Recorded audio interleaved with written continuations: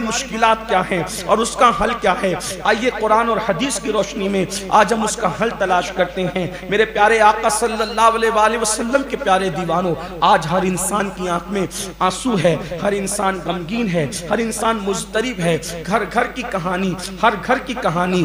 کوئی اولاد والا ہے، اولاد اس کی فرما بردار نہیں، وہ اولاد سے پریشان ہے. کسی کو اولاد نہیں، وہ اولاد کے لیے پریشان. اولاد نہیں، اولاد کے لیے پریشان. اولاد ہے تو اولاد کی وجہ سے پریشان. مال نہیں تو مال کے لیے پریشان. مال ہے تو مال کی وجہ سے پریشان. انسان کے پاس صحت ہے تو صحت کے خوف سے پریشان. صحت نہیں ہے تو بیماری کی وجہ سے پریشان. نوجوان بچے ہو گئے، ان کو اچھے رشتے نہیں آتے، اس کی وجہ سے پریشان. رشتے آ گئے تو شادیاں کیسے کرے، اس کی وجہ سے پریشان. قرض کے کوئی کم کوئی زیادہ، سب پریشان ہے، سب تکلیف میں، سب مصیبت میں ہیں. اب ان ساری مصیبتوں کا علاج کیا ہے، اس کا حل کیا ہے؟ پہلی بات تو یاد رکھیں، جو بھی مصیبت آتی، جو بھی مصیبت آتی، وہ ہمارے عمل کی وجہ سے. اللہ پاک ارشاد فرماتا ہے وَمَا أَصَابَكُم مِّن مُّصِيبَةٍ فَبِمَا كَسَبَتْ أَيْدِيكُمْ، کہ تم پر جو مصیبت آتی وہ تمہارے عمل کی وجہ سے. مشکات شریف حدیث کی بڑی مشہور کتاب، انٹرنیٹ پر بھی آپ سرچ کریں گے تو آسانی کے ساتھ مل جائے گی. مشکات شریف میں ایک حدیث ہے، اس کو سنیں. حدیث پاک میں اللہ پاک فرماتا ہے، اللہ فرماتا ہے میں ہی اللہ ہوں. اللہ کیا فرماتا ہے؟ اور فرماتا ہے میرے سوا کوئی عبادت کے لائق نہیں. اللہ فرماتا ہے، اللہ کو ہم سب جواب دیں بے شک مولا تیرے سوا کوئی عبادت کے لائق نہیں. اور سب مل کر اللہ کو جواب دیجئے کہ یہ لا الہ الا اللہ، بے شک تو وحدہ لا شریک ہے اور تیرے سوا کوئی عبادت کے لائق ہے. تجھ جیسا ہے کون جو اس کی ہم عبادت کریں؟ ارے جب تیرے محبوب جیسا کوئی نہیں ہے تو تیرے جیسا کون ہو سکتا ہے؟ تیرا بندہ اتنا بے مثال ہے، ہم تجھے پہچانتے ہیں اسی تیرے بندے کی وجہ سے. جب ان کا حسن سنتے ہیں کہ وہ اتنے بے مثال تھے کہ چلتے تھے تو دھوپ میں ان کا سایہ بھی نہیں پڑتا تھا. اتنا جسم لطیف تھا، اتنا لطیف جسم تھا، اتنا لطیف جسم تھا کہ زمین پر ان کا سایہ بھی نہیں پڑتا تھا. تو مولا جب تیرا بندہ ایسا ہے تو تو کیسا ہوگا؟ جب تیرا بندہ اتنا بے مثال ہے تو تو کتنا بے مثال ہوگا؟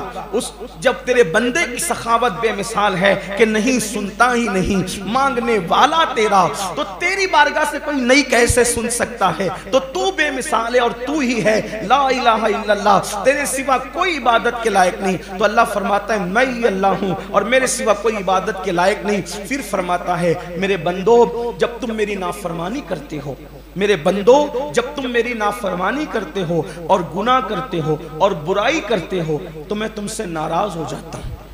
اللہ فرماتا ہے میں تم سے ناراض ہو جاتا ہوں اور پھر میں تم پر مصیبتیں ڈالتا ہوں، تم پر تکلیفیں ڈالتا ہوں، تم کو مصیبت میں گرفتار کر دیتا ہوں. بلکہ یہاں تک فرمایا جب تم میری نافرمانی کرتے ہو تو میں تم پر ظالم حکمراں مسلط کرتا ہوں. یہ جو حکومت ظالم ہے پوری دنیا میں، کوئی ایک ملک کی بات نہیں، ایک ملک کی بات نہیں، پوری دنیا کے حاکموں کو اٹھا کے دیکھیں. چند حاکم ایسے ہیں کہ جو نیک طبیعت کے ہوں گے، باقی سب ایسے ہی ہے. جو جتنا ظالم ہے اتنا بڑا حاکم ہے آج کے دور میں، کہیں کم کہیں زیادہ. امریکہ سے لے کے برطانیہ تک، برطانیہ سے لے کے بر صغیر تک سارے ایسے نکمے ہیں اور سارے ظالم ہیں. خون سے ہولی کھیلتے ہیں، لوگوں پہ ظلم کرتے ہیں، لوگوں پہ زیادتی کرتے ہیں، جرائم عام ہے. اللہ فرماتا ہے کہ جب تم گناہ کرتے ہو، پاپ کرتے ہو، جرائم کرتے ہو تو میں تم پر ظالم حکمراں مسلط کرتا ہوں اور ان کے دل میں تمہارے لیے نفرت پیدا کرتا ہوں، ان کے لیے تمہارے دل میں دشمنی پیدا کرتا ہوں. ظاہر سی بات ہے. اللہ فرماتا ہے میرے تمہارے دل، سب کے دل میری دو انگلیوں کے درمیان ہے، جیسا کہ اس کی شان ہے. اللہ کی انگلیاں ہماری انگلیوں کی طرح نہیں، لیکن ایک تمثیل کے صرف سمجھانے کے لیے، حالانکہ وہاں کوئی تمثیل بھی نہیں ہے، صرف سمجھانے کے لیے فرمایا کہ تمہارے دل، تم سب کے دل میری دو انگلیوں کے درمیان ہے، میں جس کے لیے چاہتا ہوں محبت پیدا کرتا ہوں، جس کے لیے چاہتا ہوں نفرت پیدا کرتا ہوں۔ اللہ پاک فرماتا ہے جب تم میری نافرمانی کرتے ہو تو میں تم پر ظالم حکمراں مسلط کرتا ہوں۔ یہاں ہزاروں کی تعداد میں جوان موجود ہے اور شب برات میں وہ اپنے اللہ کو منانے آئے ہیں، اپنے اللہ کی بارگاہ میں سجود نیاز لٹانے آئے ہیں۔ رمضان شریف کا مہینہ قریب ہے، رمضان شریف کا استقبال اور تیاریاں ہم شب برات ہی سے شروع کر دیتے ہیں، بلکہ اگر آپ غور سے دیکھیں گے تو شب برات کے بعد کے دن بھی ہم کو ایسے ہی لگتے ہیں جیسے رمضان شریف کے مشابہ دن لگتے ہیں۔ عصر کے بعد کا وقت بھی رمضان شریف کی عصر کے مشابہ لگنے لگتا ہے، یعنی کہ وہ رونقیں پہلے سے آتی ہے۔ جیسے بارش برسنے سے پہلے ٹھنڈی ٹھنڈی ہوائیں چلتی ہے تو اندازہ ہو جاتا ہے کہ بارش آنے والی ہے، ایسے ہی جب موسم بہار رمضان المبارک آنے والا ہوتا ہے تو شب برات کے بعد سے اس کی خوشبو آنے لگتی ہے، وہ رحمتوں کا نزول ہونے لگتا ہے، وہ برکتوں کا نزول ہونے لگتا ہے۔ تو اللہ اکبر، میری قوم کے ہزاروں کی تعداد میں جوان یہاں پر موجود ہیں، انٹرنیٹ پر بھی لوگ اپنے اپنے گھروں میں بیٹھ کر دنیا بھر میں سن رہے ہیں۔ میں آپ سے عرض کرنا چاہتا ہوں، اگر آپ کسی دکھ میں، کسی تکلیف میں، کسی مصیبت میں، کسی پریشانی میں گرفتار ہیں تو مشکات شریف کی حدیث میں اللہ فرما رہا ہے کہ جب تم میری نافرمانی کرتے ہو تو میں تم پر ظالم حکمراں مسلط کرتا ہوں، ان کے دل میں تمہارے لیے دشمنی بغض ڈال دیتا ہوں اور وہ تمہیں ستاتے ہیں، تمہیں تکلیف پہنچاتے ہیں، تمہیں مصیبتیں پہنچاتے ہیں۔ آج مسلمان سوچ رہا ہے کہ ہمیں ظالم حکمراں کیوں رگڑ رہے ہیں، کیوں تکلیف پہنچا رہے ہیں؟ کہیں حال یہ ہے لوگوں کے سینے کے اندر دھڑکنیں بڑھ رہی ہے، پتہ نہیں ہماری سٹیزن شپ رہے گی کہ نہیں رہے گی، ہم دنیا کے اندر ملکوں کے ناگرک رہیں گے کہ نہیں رہیں گے، کہ ہمیں نکال دیا جائے گا، ہمیں خیموں میں ڈال دیا جائے گا، ہمیں یہاں ڈال دیا جائے گا، ہمیں وہاں ڈال دیا جائے گا۔ میں کہتا ہوں مسلمانوں، اگر ہم گناہ کرنا چھوڑ دیں، ہم جرائم کرنا چھوڑ دیں، ہم اللہ کی نافرمانی کرنا چھوڑ دیں، ہم پاپ کرنا چھوڑ دیں، تو میں سمجھتا ہوں کہ نہ ظالم حکمراں رہیں گے نہ ان کا ظلم رہے گا۔ ظالم حکمراں ہمارے گناہوں کی وجہ سے ہے۔ کیا یہاں بیٹھے ہوئے جوان یہ بات نہیں بتا سکتے، اپنے آپ میں من میں نہیں سوچ سکتے کہ ہم ہی وہ لوگ ہیں جو ایئر فون لگا کر گندے گندے گانے سنتے ہیں؟ ہم ہی وہ لوگ ہیں کہ اللہ اکبر، کوئی مسلمان ہو کر موبائل چوری کرنے کا دھندا کرتا ہے، کوئی معاذ اللہ سٹے کا دھندا کر رہا ہے، کوئی نشہ بیچ رہا ہے، کوئی عورتوں پر پاپ کی نظر ڈال رہا ہے، کوئی معاذ اللہ زنا تک کر رہا ہے۔ آپ سوچو کیا مسلمان سے یہ تصور کیا جا سکتا ہے کہ مسلمان زنا کرے گا؟ لیکن آج مسلمانوں کا کردار اتنا گر چکا ہے کہ معاذ اللہ لوگ زنا تک کر رہے ہیں، لوگ بدکاریاں تک کر رہے ہیں، لوگ حرام تک کھا رہے ہیں۔ رات اپنی کیسے گزر رہی ہے؟ مسلمانوں کی رات کیسے گزرتی ہے؟ اللہ اکبر، کوئی گندی فلم دیکھ کے رات گزار رہا ہے، کوئی دوستوں کے پاس بیٹھ کر کے گندی باتیں کر کے رات گزار رہا ہے۔ فلموں کے اندر اگر کوئی فلم لگ جائے تو مسلمان وہاں قطار در قطار کھڑے ہو جاتے ہیں۔ اللہ اکبر، وہاں دھکے کھائیں گے، وہاں قطار لگائیں گے، وہاں پیسے لٹائیں گے۔ آپ سے پوچھنا چاہتا ہوں، اگر کوئی فلم آ جائے تو لوگ جو ہے وہ ٹاکیز بھر دیتے، کروڑوں روپے ہماری وجہ سے لوگ کماتے ہیں۔ آپ سے پوچھتا ہوں، جیسے قطار در قطار دلچسپی سے مسلمان فلم دیکھنے جاتا ہے، ویسی قطار در قطار مسلمان مسجد میں اللہ کی عبادت کے لیے آتا ہے، ایسی ذوق و شوق کے ساتھ آتا ہے۔ یہ تو اللہ تعالیٰ آپ لوگوں کو جزائے خیر دے، آپ کی دلچسپی ہے، آپ کی یہ محبت ہے کہ جب نماز کے لیے آپ لوگ یہاں آئے۔ شب برات میں ایک دور تھا ہمارے شہر میں بھی، شب برات میں بھی مسجدیں، چند مسجدوں کے علاوہ ساری مسجدیں خالی رہتی تھی، نوجوان مسجدوں میں نظر نہیں آتے تھے۔ چند سالوں سے اللہ نے یہ انقلاب کی فضا دکھائی ہے ہمیں کہ ماشاءاللہ اب جوان جو ہے مسجدیں بھر رہی ہے عبادتوں کے حوالے سے۔ لیکن ایک کمی کو پورا کر دیجئے، ہم عبادت بھی کرتے ہیں، ہم گناہ بھی کرتے ہیں۔ مثال کے طور پہ ابھی شب برات ہے، پوری رات عبادت میں گزاری، کچھ اللہ کے نیک بندے توبہ کر کے اس پہ قائم رہیں گے، لیکن کچھ لوگ صبح ہی جائیں گے پکنک پہ جانے میں منع نہیں کرتا، جاؤ جہاں جانے جاؤ، جدھر جاؤ، گناہ مت کرو۔ اسلام کہتا ہے جتنا انجوائے کرنا ہے کرو، جتنے انجوائے کی اجازت اسلام دیتا ہے، کوئی مذہب نہیں دیتا۔ اسلام کیا کہتا ہے؟ دوسرے مذہب والے کہتے ہیں مت کھاؤ، دوسرے مذہب والے کہتے ہیں یہ مت کھاؤ وہ مت کھاؤ، لیکن میرا اللہ کیا کہتا ہے؟ کلو واشربو، سب کھاؤ سب پیو جاؤ۔ اللہ قرآن میں فرما رہا ہے جو اللہ نے جائز کیا، کلو واشربو، کھاؤ پیو جاؤ، اللہ منع نہیں کرتا۔ اللہ نے تمہارے لیے پیدا کیا، وہ تھوڑی کھاتا ہے جو اپنے لیے پیدا کرے گا، وہ کھلانے والا ہے، کھانے والا نہیں ہے۔ کچھ لوگ کہتے ہیں ہمارے خدا نے دودھ پی لیا، تو وہ ناچنے لگے کہ خدا نے دودھ پی لیا. میں نے کہا میرا خدا وہ ہے جو پیتا نہیں پلاتا ہے. وہ پیتا نہیں پلاتا ہے. ہمارا اللہ وہ نہیں کہ جس کو ہم بنائیں، ہمارا اللہ تو وہ ہے جو ہمیں بناتا ہے. اور پھر کیسے بناتا ہے اللہ ہمیں؟ کیسے؟ ماں کے پیٹ میں جہاں ہوا بھی نہیں جا سکتی وہاں میرے اللہ کے دست قدرت انسان کی شکل بنا دیتے ہیں. اللہ کی قدرت تو دیکھو. ارے تم نے اپنے اللہ کی وہ قدر نہیں کی جیسے قدر کرنا چاہیے. اپنے اللہ کو پہچانو، اس کی طاقت کو پہچانو. اس سے دور کہاں جاتے ہو؟ کیوں چور کی طرح بھاگ رہے ہو؟ اس سے سب سے رشتہ جوڑتے ہو، اس سے بھی رشتہ جوڑو، اس سے بھی رشتہ جوڑو. اور آپ کو یہ بات بتا دوں کہ سب کو منانا مشکل ہے، سب سے زیادہ اگر کسی کو منانا آسان ہے تو وہ میرے اللہ کی ذات ہے. اور یہ مت سوچو مولانا مجھے تو علی با بھی نہیں آتا. توجہ کرنا، مولانا مجھے تو علی با بھی نہیں آتا، میں اللہ سے کیسے قریب جاؤں گا؟ یہی بات ہے. وہاں عالم اور جاہل کی کوئی قید نہیں ہے. وہاں عالم اور جاہل کی کہ وہ صرف عالموں کو ملے گا، جاہلوں کو نہیں ملے گا. غلط. یہی تو بات. میں بغیر ڈرے بات کرتا ہوں، لوگ چاہیں جو بات کریں، لیکن میں آپ کو سچی بات بتا رہا ہوں. آپ یہ مت سمجھنا کہ صرف وہ عالموں کو ملے گا، میں عالم نہیں تو مجھے نہیں ملے گا. نا، وہ کیا کہتا ہے؟ اے محبوب، اے محبوب، تمہارے پاس میرے بندے آ کر میرا پتہ پوچھتے ہیں. وَإِذَا سَأَلَكَ عِبَادِي، اللہ فرماتا ہے دیکھو کیا انداز ہے قرآن. میں قرآن پیش کر رہا ہوں، یہ چھوڑ دو میں پڑھا لکھا نہیں، پڑھے لکھے کو اللہ نہیں ملے گا. اللہ کہتا ہے نا، ایسا نہیں، سب تو پڑھے لکھے ہو بھی نہیں سکتے. پھر آپ کہیں گے مولانا میں نیک نہیں. میں نے کہا وہ نیکوں کو بھی ملتا ہے اور گنہگاروں کو بھی ملتا ہے. اپنی طرف سے کوئی بات نہیں. آپ کچھ بھی ہو، صرف اس کی تلاش کا شوق اگر تمہارے اندر ہے، اس کو پانے کا شوق تمہارے اندر ہے، تو وہ کیا کہہ رہا ہے؟ اپنا پتہ بتا رہا ہے. اللہ اپنا پتہ بتا رہا ہے. قرآن اللہ کہاں ہے؟ اللہ کو ڈھونڈتے ہو نا، ڈھونڈنے نکلے ہو، کہاں ہے اللہ؟ تو اللہ اپنے محبوب سے کہتا ہے وَإِذَا سَأَلَكَ عِبَادِي. محبت کے انداز دیکھیں، جو تھوڑی وہ عربی جانتے وہ سمجھ جائیں گے. اللہ فرماتا ہے اے محبوب جب میرے بندے، اللہ کیا فرما رہے ہیں؟ میرے بندے. اللہ تو پہلے ہی ہمیں میرا کہہ کے پکار رہا ہے. اس کا مطلب ہم تو ہیں اس کے، لیکن اپنے آپ کو تم نے اس کا سمجھا کب؟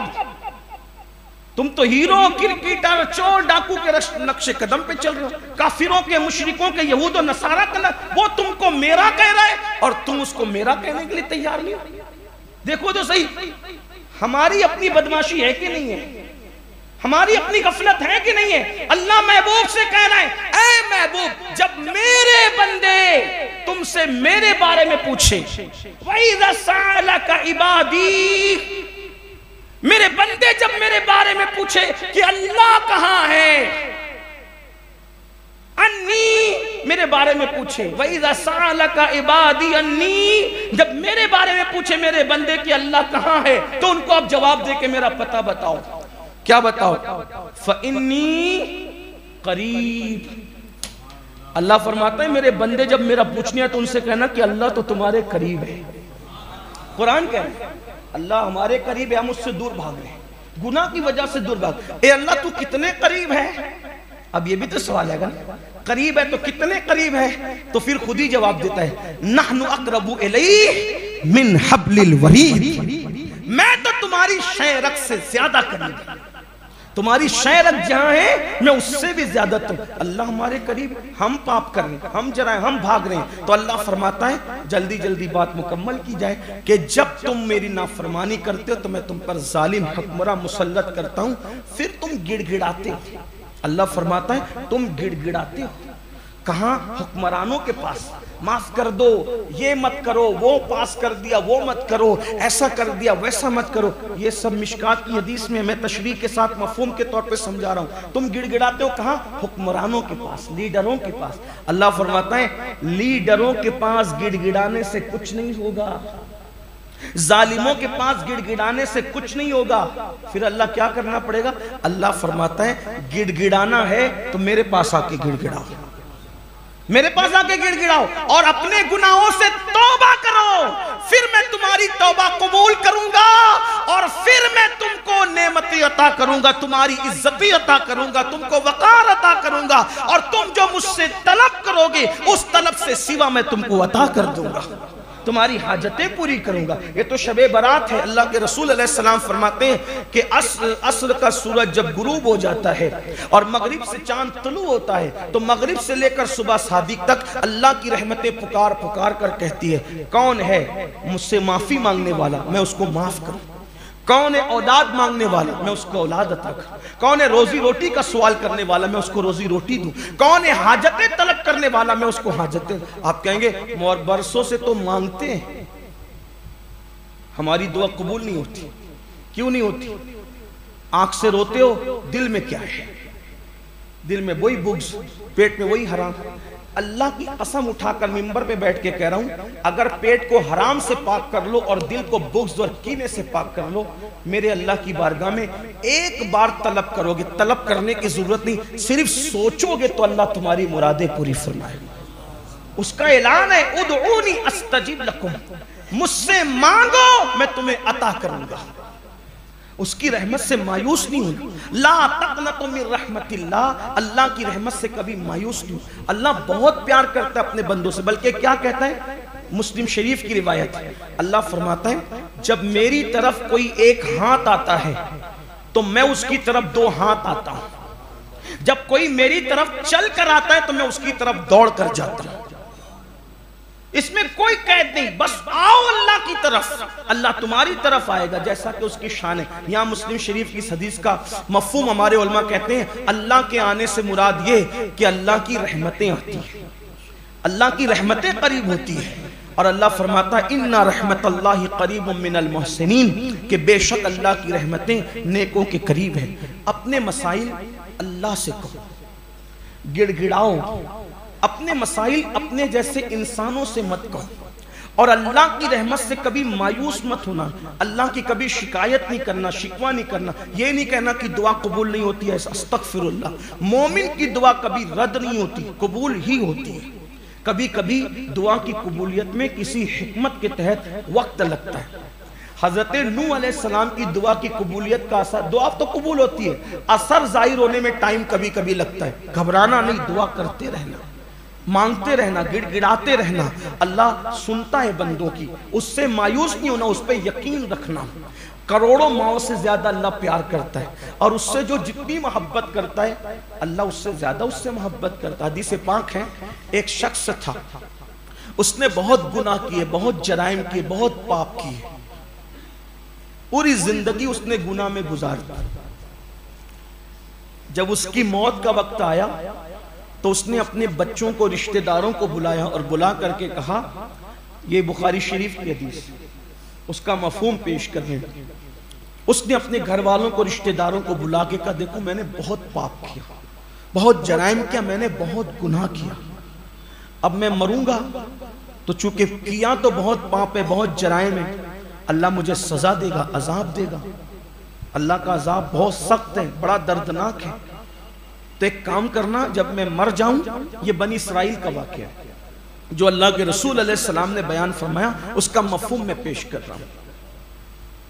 تو جب میرا انتقال ہو جائے تو میں اللہ کا عذاب برداشت نہیں کر سکوں گا، تو تم ایک کام کرنا، میرے مرنے کے بعد مجھے جلا دینا، جلا دو نا، اور میری آدھی راکھ ہوا میں اڑا دینا اور آدھی راکھ پانی میں بہا دینا، تو کم سے کم میں اللہ کے عذاب سے بچ جاؤں. اس نے جو بھی گمان کیا ہوگا، خوف میں، محبت میں، جو بھی کیا ہوگا. کچھ چیزیں ایسی ہوتی ہے جو محبت میں کی جاتی ہے تو پھر وہ محبت تو محبت ہی ہوتی ہے، عشق تو عشق ہی ہوتا ہے، دیوانگی تو دیوانگی ہوتی ہے. اس نے جس انداز میں بھی یہ وصیت کر دی، اس کے گھر والے بھی ایسے انہوں نے بھی وہی کیا جو اس نے کہا. جب وہ مر گیا تو اس کو جلا دیا. حالانکہ ایسا نہیں کر سکتے. بنی اسرائیل کا واقعہ حضور علیہ السلام فرما رہے ہیں کہ اس کے گھر والوں نے جلا دیا. آدھی راکھ ہوا میں اڑا دی اور آدھی راکھ پانی میں بہا دی. تب وہ تو اللہ ہے نا, اللہ ہے. اس کو پانی میں بہانا کیا اور ہوا میں اڑانا کیا؟ اللہ نے ہوا کو حکم دیا سب جمع کر, اس نے سب جمع کیا. پانی کو حکم دیا تو بھی جمع کر. پھر اللہ نے اس کو زندہ کیا اور اللہ نے زندہ کر کے فرمایا تو نے ایسا کیوں کیا, تو نے ایسا کیوں؟ اس نے کہا مولا میں نے اپنی سمجھ میں یہ سوچا کہ میں نے پاپ اور گناہ بہت کیے تو تو مجھے عذاب دے گا اور میں تیرا عذاب برداشت نہیں کر سکوں گا, میں نے تیرے خوف کی وجہ سے ایسا کیا. اللہ فرماتا ہے تو نے مجھ سے ڈرا نہ, جا میں نے تجھے معاف کیا. آپ غور فرمائیں کتنی محبت کرتا ہے. بلکہ ایک بات آپ کو بتاؤں, قیامت کے دن کیا ہوگا. حدیث پاک میں آتا ہے, آپ غور کرنا اس حدیث پر, اس کو غور سے سننا. یہ حدیث سننے سے زیادہ سمجھنے سے تعلق رکھتی ہے, دماغ سے اس کا تعلق, سمجھنے سے. آقا علیہ السلام فرماتے ہیں اللہ کی رحمتوں کے 100 حصے. حالانکہ یہ صرف سمجھنے سمجھانے کے لیے, اللہ کی رحمتوں کے کتنے حصے؟ 100 حصے. ایک حصے کا اظہار, اس پہ غور کرنا, بہت توجہ کرنا. اور پھر دیکھو قیامت میں ہمارے ساتھ کیا ہوگا آپ کو ابھی پتہ چل جائے گا انشاءاللہ. صرف اللہ کے وفادار بن جاؤ, بس گناہ چھوڑ دو, اپنے ساتھ کیا ہوگا وہ آپ کو سمجھ میں آئے گا. اللہ کی رحمتوں کے کتنے حصے ہیں؟ بولے 100. آقا فرماتے ہیں صلی اللہ علیہ وآلہ وسلم ایک حصے کا اظہار اس نے دنیا میں کیا. کتنے حصے؟ ایک حصے کا اظہار کہاں کیا؟ دنیا. اب ایک حصے کا اظہار دنیا میں کیا تو ہمیں کیا ملا؟ محبت کرنے والے ماں باپ, اسی ایک حصے کا اظہار ہے. پیار کرنے والے دوست, اسی ایک حصے کا اظہار ہے. نرم گدے پہ سو رہے ہیں, اسی حصے کا اظہار ہے. ایک سے ایک بائک پہ گھوم رہے ہیں, اسی حصے کا اظہار ہے. اچھے مکان میں رہ رہے ہیں, اسی ایک حصے کا اظہار ہے. اچھے کپڑے پہن رہے ہیں, اسی حصے کا. بہترین نیند آ رہی ہے, اسی ایک حصے کا اظہار ہے. اور آقا فرماتے ہیں ایک حصے کا اظہار دنیا میں کیا اور 99 حصے آخرت میں اٹھا کر کے رکھے کہ 99 حصے کا اظہار وہ آخرت میں کرے گا. اب آپ بتائیں جب ایک حصے کا یہ عالم ہے تو 99 کا عالم کیا ہوگا؟ دنیا میں مزہ آ رہا ہے کہ نہیں آ رہا ہے؟ ارے سارے مزے تو آپ بھی لیتے ہو نا.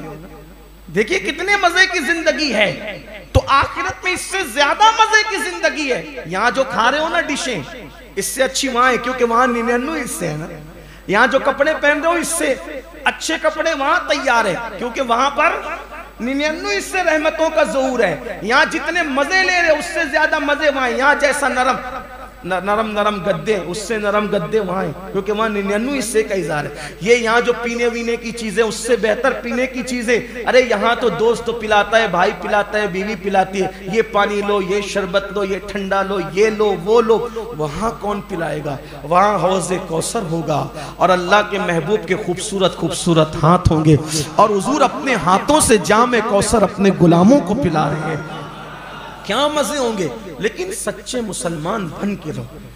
اگر سچے مسلمان نہیں بنو گے تو یہاں تو کچھ راحت ہے لیکن وہاں پٹائی ٹھکائی ایسی ہوگی کہ اس کا اندازہ نہیں کر سکتے. اللہ فرماتا ہے ان بطش ربک لشدید, تیرے رب کی پکڑ بڑی سخت ہے. وہاں جو دردناک عذاب ہے اس کو بیان نہیں کیا جا سکتا. وہاں جو اللہ کا عذاب ہے اس کو برداشت کرنے کی طاقت نہیں. اللہ کے رسول علیہ السلام فرماتے ہیں جہنم ایسی چیز ہے کہ اگر اس کے اندر پہاڑ بھی ڈالے جائیں, پہاڑ, تو پہاڑ بھی پگھل جائیں گے. اب آپ اندازہ کریں جہاں پہاڑ پگھل جائیں گے وہاں ہمارے جسم کا کیا حال ہوگا, ہمارے جسم کی کیا حیثیت ہوگی؟ تو میرے بھائیوں گناہ مت کرو، اور آج اللہ کی بارگاہ میں سچی توبہ کرو، سچا استغفار کرو، اللہ سے اپنے گناہوں کی معافی مانگو، اپنے گناہوں کے حوالے سے معافی طلب کرو، اللہ معاف کرے گا۔ اس کا وعدہ ہے کہ جو میری بارگاہ میں سچی توبہ کرتا ہے میں اس کی توبہ کو قبول کرتا ہوں۔ ہماری مشکلات جو ہے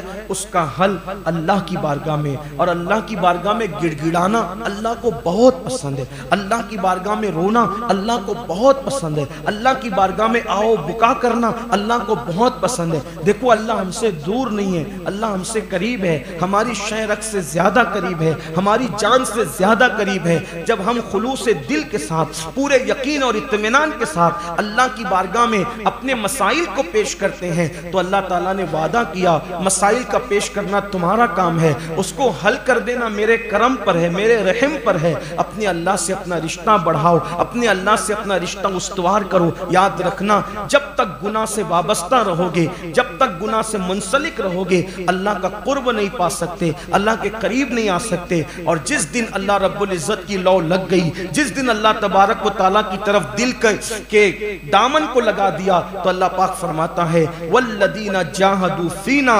لنہدینہم سبلنا، کہ جو میری راہ میں کوشش کرتے ہیں ہم اس کے لیے راستے پیدا کر دیتے ہیں۔ میرے بھائیوں بہت دور ہو گئے اللہ سے گناہ کی وجہ سے۔ رمضان المبارک قریب ہے، رمضان شریف کی تیاریاں ابھی سے کرو۔ جو لوگ قرآن پڑھنا نہیں جانتے قرآن پڑھنا سیکھ لے، تسبیح و تحلیل سیکھ لے، اللہ رب العزت کی عبادت کا ذوق اور شوق اپنے اندر پیدا کریں اور اللہ رب العزت کو منانے کی کوشش کریں۔ اللہ پاک اتنی آسانی سے مان جاتا ہے، اتنی جلدی مان جاتا ہے۔ کوئی دو آنسو اللہ کی بارگاہ میں پیش کرتا ہے، صرف دو آنسو اللہ کی بارگاہ میں پیش کرتا ہے، اللہ تبارک و تعالیٰ اس کو بخش دیتا ہے، اس کو معاف کر دیتا ہے۔ حدیث میں بے شمار واقعات ہے کہ اللہ تعالیٰ بندے کو کیسے معاف کرتا ہے، اور خاص طور پر جو جوان لوگ ہیں، جوانی میں جب کوئی بندہ توبہ کرتا ہے جوانی میں، تو اللہ پاک کو جوانوں کی توبہ کرنا اتنا پسند ہے کہ جب کوئی بندہ جوانی میں توبہ کرتا ہے تو 40 دن تک آسمانوں میں نور کی قندیلیں روشن کی جاتی ہے، اور فرشتے ایک دوسرے کو مبارکباد دے کر کہتے ہیں ایک جوان نے توبہ کی ہے، اس کی خوشی میں آسمانوں کے اندر قندیلیں روشن کی گئی ہے۔ دیکھو مسلمان ہو، مسلمان جیسے جیو، مسلمان جیسے رہو، مسلمان جیسے کھاؤ، حرام مت کھاؤ، حلال پہ توجہ دو۔ لباس پہنو تو کوشش کرو کہ وہ لباس پہنو جو اللہ اس کے رسول کو پسند ہے۔ سواریوں پہ بیٹھو تو ایسی سواریاں استعمال کرو جس کے اندر حرام کی آمیزش نہیں ہے۔ اپنا کردار ایسا بناؤ کہ ہمارے کردار کو دیکھ کر کوئی انگلی نہ رکھے، بلکہ ہمارے کردار کو دیکھ کر کے لوگ جو وہ پکار اٹھے کہ 1400 سال کے بعد جب مسلمانوں کی یہ شان ہے تو ان کے نبی مصطفیٰ جان رحمت کا کردار کیا ہوگا، ان کی زندگی کیسی ہوگی۔ ایک آخری بات عرض کر کے پھر ہم نماز کی طرف بڑھتے ہیں اور ہم پھر انشاءاللہ توبہ و استغفار کی طرف بڑھتے ہیں۔ اللہ کے رسول صلی اللہ علیہ وآلہ وسلم کی بارگاہ میں سب کی توجہ اس طرف، آواز نہ لگائے کوئی بھی، نماز کے وقت سب لوگ اپنی اپنی جگہ پہ چلے جائیں گے۔ ایک بار درود شریف پڑھنے آپ۔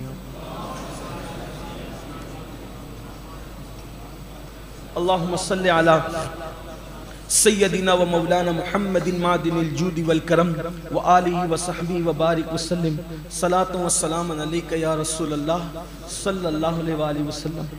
اللہ تعالیٰ کیسے کیسے کو معاف کرتا ہے، بندہ بس سچے دل سے توبہ کرے، صدق دل سے توبہ کرے۔ حدیث پاک میں آیا ہے کہ حدیث پاک کا مفہوم ہے، اس کو فقیہ ابو اللیث سمرقندی نے بھی اپنی کتاب میں لکھا ہے کہ فاروق اعظم رضی اللہ تعالیٰ اللہ کے رسول علیہ السلام سے ملنے کے لیے حضور کی بارگاہ میں جا رہے تھے۔ ایسے میں ایک جوان کو دیکھا کہ وہ حضور علیہ السلام کی چوکھٹ پہ بیٹھا ہے اور اپنے سر پہ خاک ڈال رہا ہے، رو رہا ہے اور خاک ڈال رہا ہے۔ ہم لوگ توبہ کرتے ہیں، رسمی توبہ، جیسے شب برات آئی چلو سب مل کر مرکز پہ چلیں گے، نماز پڑھیں گے، توبہ استغفار کریں گے، پھر صبح کے بعد جیسے کہ ویسے۔ یہ نہیں ہونا چاہیے۔ اگر بندہ اپنے اللہ سے بھی جھوٹ بولے تو پھر بتائیں وہ بندہ کہاں رہے گا۔ توبہ کا مطلب کیا ہے؟ یہی ہے نا توبہ کا مطلب کہ آپ اپنے اللہ سے وعدہ کر رہے ہو کہ اللہ گناہ نہیں کروں گا، وعدہ کر رہے ہو اللہ سے، اور جب اللہ سے وعدہ کر رہے ہو پھر اس کے بعد وہی صبح سے وہی چیز، پھر وہی طریقہ. کتنے لوگ ہیں جن کے پلان ہیں کہ چلو ابھی چھٹی ہے تو چھٹی میں ہم ادھر ادھر جائیں گے، پھر وہاں کوئی دیہاتی دکھے گا تو اس کو گالی دیں گے، اس کو چلائیں گے، کوئی گالنا جائے گا، کوئی ادھر جائے گا، جھگڑا کریں گے، فساد کریں گے، مار پیٹ کریں گے. یعنی اپنے کردار سے آج مسلمانوں کا حال یہ ہو گیا کہ لوگ دیکھتے ہیں تو دیکھ کر کے نفرت کرتے ہیں. کیوں نفرت کرتے ہیں؟ کردار ایسا ہے، حالات ایسے. اللہ کے رسول علیہ السلام کو دیکھ کر لوگ مسلمان ہوتے تھے، حضور کا کردار یہ تھا.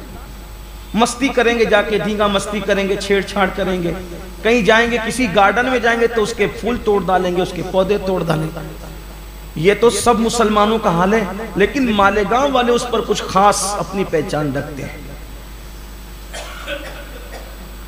کچھ گارڈن تو ایسے ہیں کہ جہاں مالیگاؤں والوں کو کہتے ہیں نہیں ان کو نہیں آنے دیں، ہے نا ایسی بات. میں اپنے شہر کو بدنام نہیں کر رہا، یہ آئینہ دکھاتا ہوں. یہ گنبد و مینار کا شہر ہے. ایسے کیوں نہیں ہو جاتے کہ لوگ کہیں کہ یار نہیں یہ مالیگاؤں کے مسلمان جو ہے اپنی مثال آپ ہیں. کتنے افسوس کی بات ہے نا، اخبارات میں کیا چھپ رہا ہے، اجمیر شریف کے عرس میں جو جتنے چور پکڑے گئے وہ کہاں کے. کتنے شرم کی بات ہے، اتنے شرم.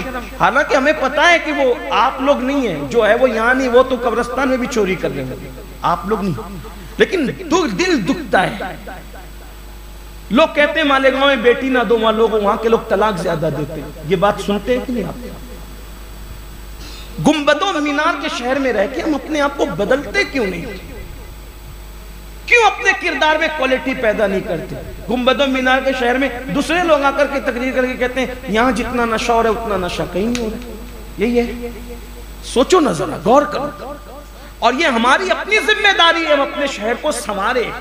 صرف علماء کی، مبلغین کی ذمہ داری نہیں ہے، ہر مسلمان کی ذمہ داری ہے کہ وہ گناہ کے خلاف اٹھ کر کے کھڑا ہو.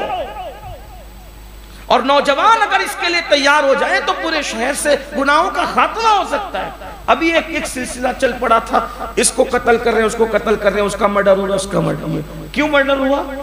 وہ بولے ایسے ہنسی مذاق ہو رہی تھی، اس میں گالی دی، اس پہ مرڈر ہو گیا. یہ اتنی آسان. جس مذہب نے کتے کو مارنے سے منع کیا کہ اگر کتا مر جائے، توجہ کرو، اگر کتا مر جائے تو اس کا منہ مت بگاڑو. یہاں تو مرے ہوئے کو بھی مار رہے ہیں، اس کی بھی کلپیں بن رہی ہے، عام ہو رہی ہے، کھڑے ہوئے لوگ تماشا دیکھ رہے ہیں. یعنی کسی میں جرت نہیں ہے کہ بندے کا ہاتھ پکڑ لے حرام کام سے. کیوں؟ کون دشمنی لے. میں تو کل کی تقریر میں لوگوں کو میں نے کہا اگر گناہ نہیں روکتے بندے کے ڈر سے تو تم اللہ سے دشمنی لے رہے ہو، اور اگر بندے کا ہاتھ پکڑ لو گناہ کرتے ہوئے اس سے دشمنی ہوگی، لیکن تم اللہ کے دوست بن جاؤ گے. طلاق دے کر بھی لوگ اپنے گھروں میں عورتوں کو لا کر کے رکھ رہے ہیں. محلے کے لوگ کہہ رہے ہیں یار چپ چاپ اپنا اپنا نماز روزہ کرو، ہم کسی کے پھڈے میں کیوں پڑے.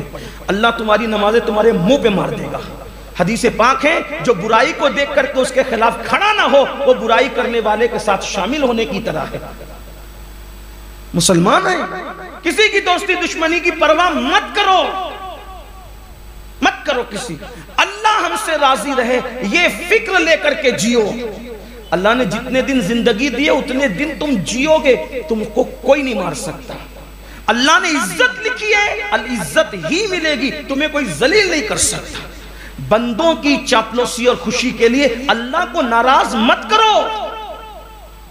مولانا لوگ کتنی بھی تقریر کریں گے اسلامی معاشرہ پہ، معاشرہ سدھرنے والا نہیں جب تک کہ ہم خود گناہ کے خلاف اٹھ کر کھڑے نہ ہوں. ہر جوان کی ٹیم طے کر لے کہ کہیں پر اگر حقہ پیا جا رہا ہو محلے والے اس کا بائیکاٹ کریں. اب آپ کہیں گے یہ حقہ کیا؟ حقے کے اندر نشہ ڈال کر پی رہے ہیں، کیوں برداشت کرتے ہو؟ سب پورا محلہ اٹھ کے کھڑے ہو، اٹھا کے پھینکو ان کا حقہ ادھر سے. کہیں جوا کھیلا جا رہا ہو پورے محلے کے لوگ اٹھ کے کھڑے ہو جائیں، سب کھڑے ہوں. اور اگر ایسا نہیں کرو گے اللہ پاک نے وہ حدیث پاک آپ نے سنی، اللہ نے ایک بستی کو پلٹنے کا حکم دیا، فرمایا کہ جا پلٹ دو، جبریل اس بستی کو پلٹ دو. تم کہتے ہو نا اپنا اپنا نماز روزہ کرو، کسی کے چکر میں مت پڑو. سنو حدیث سنو، اللہ کے رسول علیہ السلام فرماتے ہیں جبریل کو اللہ نے کہا جاؤ بستی پلٹ دو. جبریل علیہ السلام گئے، نہیں پلٹے، واپس آ گئے. اللہ نے کہا تم کو پلٹنے کے لیے کہا تھا، تم نے پلٹا نہیں. حضرت جبریل امین نے کہا یا اے اللہ وہاں تو ایک بندہ ایسا ہے ایک لمحہ بھی اس نے تیری نافرمانی نہیں کی، ایک لمحے کے لیے بھی اس نے تیری نافرمانی نہیں کی، مولا میں اس بستی کو کیسے پلٹوں؟ اللہ نے فرمایا جا کے پلٹ دے۔ مولا اس میں تو تیرا نیک بندہ ہے نا، وہ بہت عبادت کرتا ہے۔ اللہ فرماتا ہے وہ خود نیک ہے، لیکن جب اس کے سامنے گناہ ہوتا ہے تو وہ منع نہیں کرتا، اس کو ہی پلٹ، دفن کر دو اس کو بھی، اسی انہی کے ساتھ دفن کر دو۔ تو نمازیں کوئی کام نہیں آنے والی، تسبیح و تحلیل کوئی کام، جب تک گناہ کے خلاف اٹھ کر کھڑے نہ ہو۔ آقا علیہ السلام فرماتے ہیں برائی دیکھو، ہاں طاقت سے روکو، اگر طاقت سے روک سکتے ہو تو، نہیں طاقت سے روک سکتے زبان سے اس کے خلاف بولو، زبان سے روکو، اور نہ طاقت سے روک سکتے ہو نہ زبان سے روک سکتے ہو تو کم سے کم دل میں برا جانو، اور جو برائی کو دل میں برا جانتے ہیں وہ کمزور ایمان والے ہیں، جو برائی کو دل میں برا جانتے ہیں وہ کمزور ایمان والے ہو گئے۔ اب تو لوگ برائی کو برا بھی نہیں جانتے، ہونے دو یار جو ہو رہا ہے۔ کوئی کسی کی لڑکی لے کر کے بھاگ رہا ہے تو کہتے ہیں اس کی لے کے گیا، ہمارا کیا گیا؟ تو تمہارا ایمان کمزور ہو گیا، اور جب ایمان کمزور ہو، اچھا کچھ لوگ تو اس کو برا بھی نہیں سمجھتے نا۔ میں کہتا ہوں 4-6 لوگوں کو عبرت کا نشانہ بنا دو، دیکھو سب سدھر جائے۔ کوئی سود کا دھندا کرنے والا دعوت دے، شادی کی دے، ولیمہ کی دے، حتیٰ کہ نیاز شریف کی دعوت دے، پورا محلہ بائیکاٹ کرو، نہ جاؤ۔ جن کو معلوم ہے وہ نہ جائے، لوگوں کو جن کو معلوم ہے وہ کہے کہ نہ جانا۔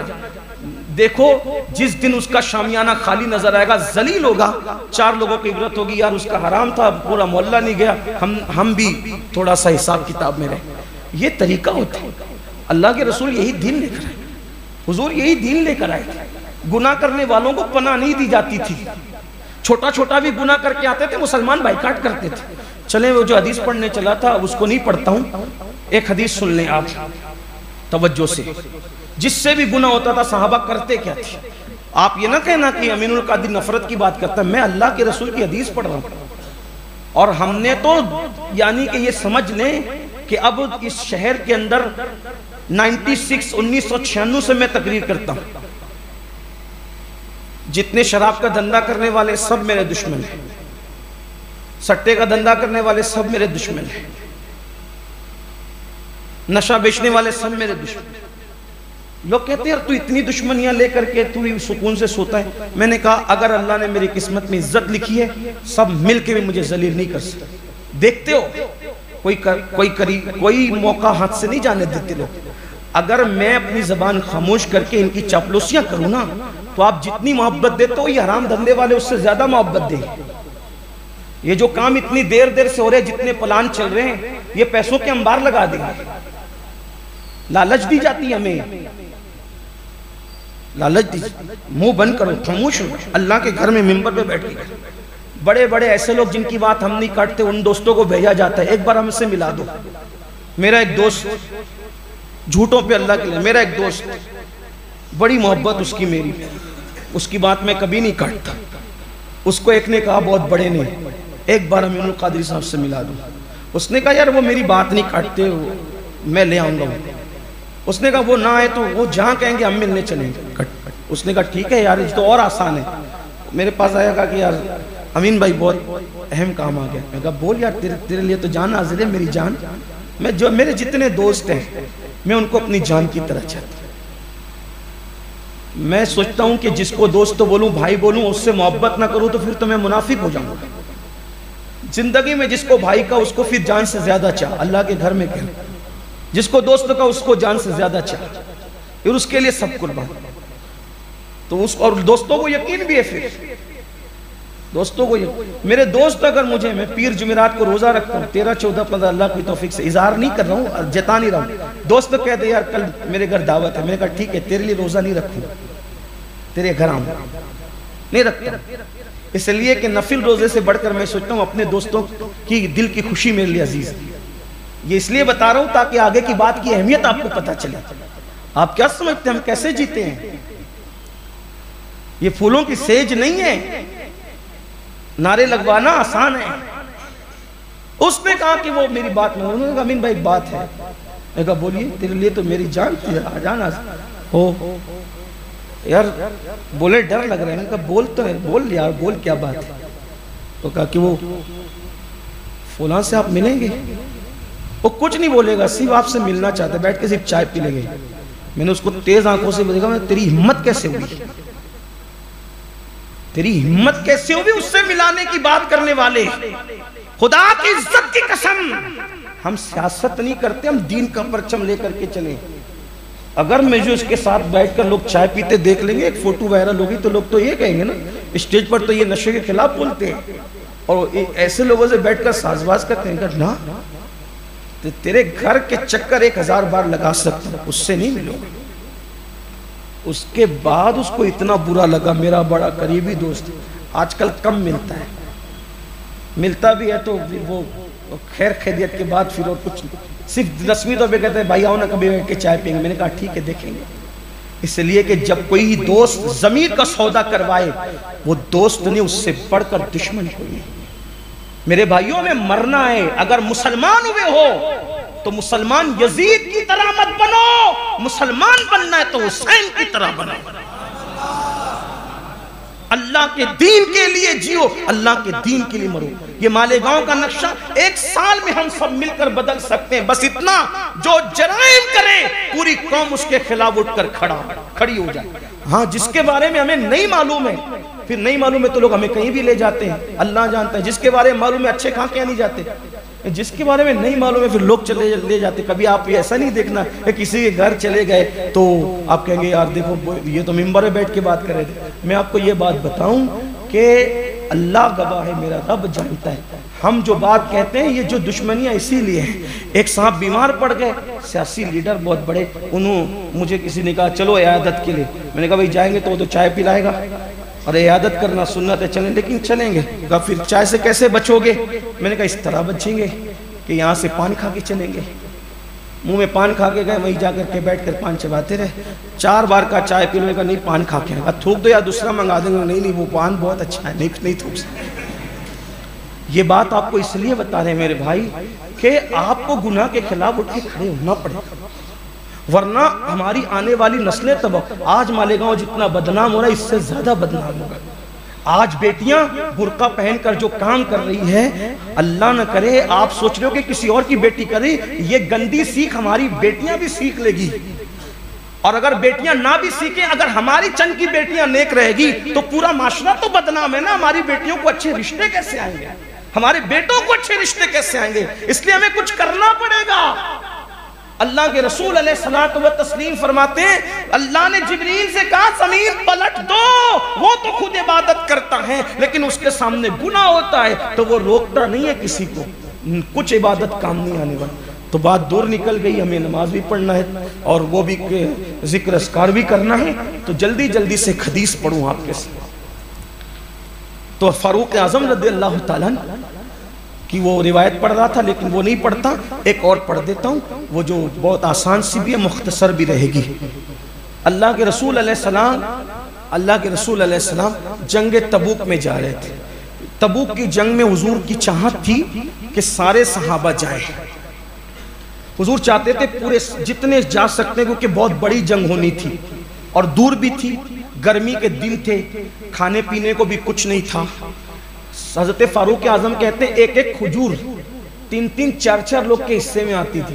تو حضرت فاروق اعظم کہتے تھے کہ میں چوستا تھا، وہ کھجور کھاتا نہیں تھا، چوس کر اپنے دوسرے بھائی کو دے دیتا تھا اور ڈھیر سارا پانی پی لیتے تھے تاکہ بھوک نہ لگے. دیکھو صحابہ نے کیسی خدمت کی.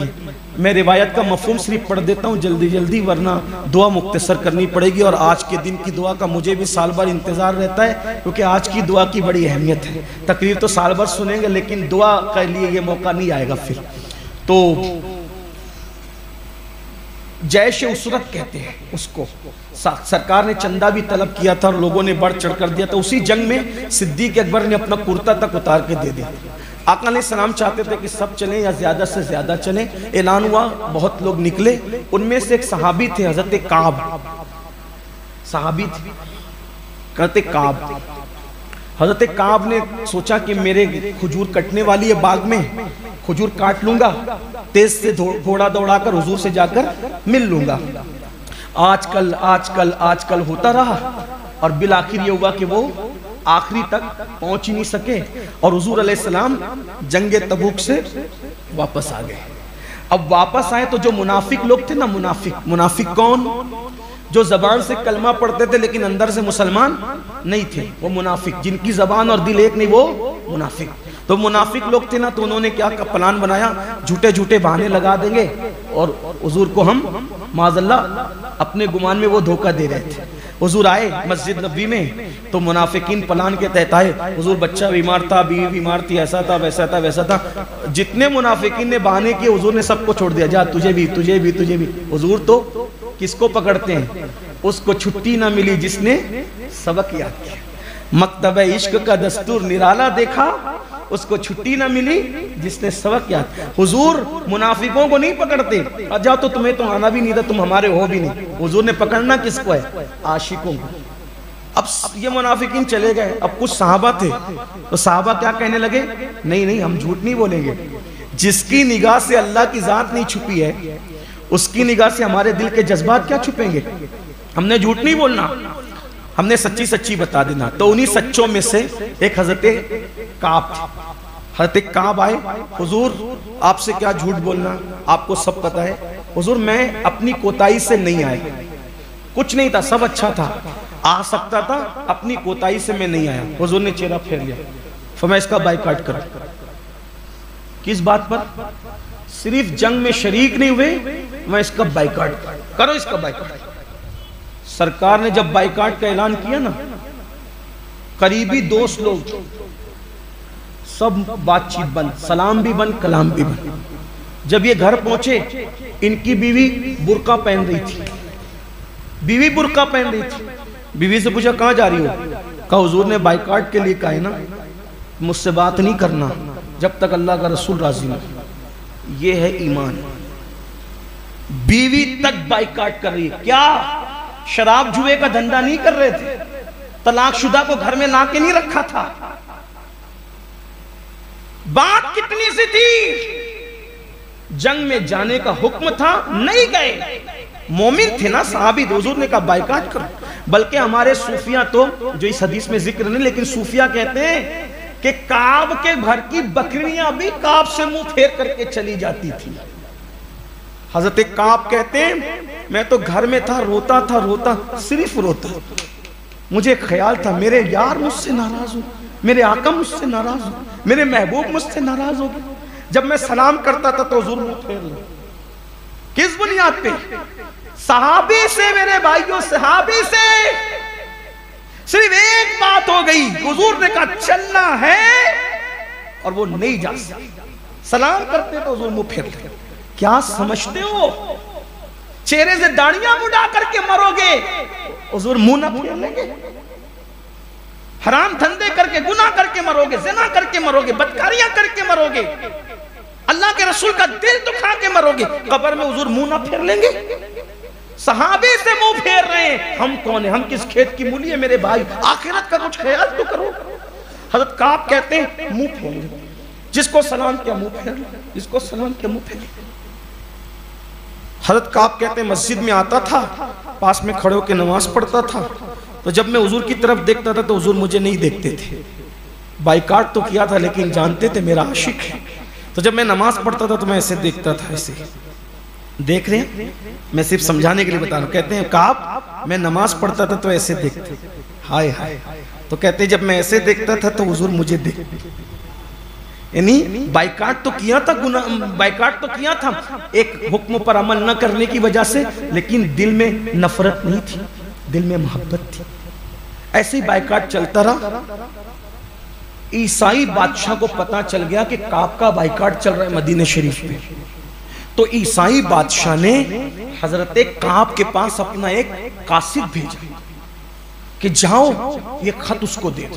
کعب کے پاس جیسی خط پہنچا، خط میں لکھا تھا اے کعب تو بہت عزت دار آدمی ہے، تو بہت اہم آدمی ہے، اور ہم نے سنا ہے کہ تیرے صاحب نے تیرا بائیکاٹ کر کے تجھے ذلیل کر دیا ہے، ہمارے پاس آ جا، ہم تجھے عزت دیں گے۔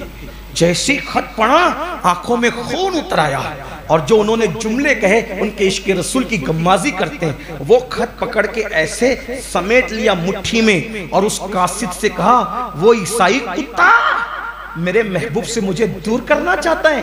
ارے انہوں نے تو بائیکاٹ کیا ہے، اگر وہ میرے ٹکڑے ٹکڑے بھی کر دیں تو میرے محبوب کو حق ہے کہ وہ جو چاہیں وہ میرے ساتھ کر سکتے ہیں۔ اور اس خط کو لے کر کے جلتے ہوئے تنور میں ڈال دیا، کہا نکل، اور اس کتے کو بتا دینا کہ ہم اپنے نبی سے کبھی دور نہیں ہو سکتے، ہمارے محبوب کا حق ہے، ہم ان کے غلام ہیں، وہ جو چاہیں ہمارے ساتھ کر سکتے ہیں۔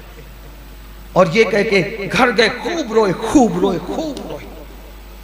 جب روئے ادھر رو رہے تھے، ادھر جبریل امین آئے اور اللہ کا پیغام سنایا، محبوب ہم نے کعب کو اور اس جیسے مسلمانوں کو معاف کر دیا ہے، تم بھی معاف کر دو۔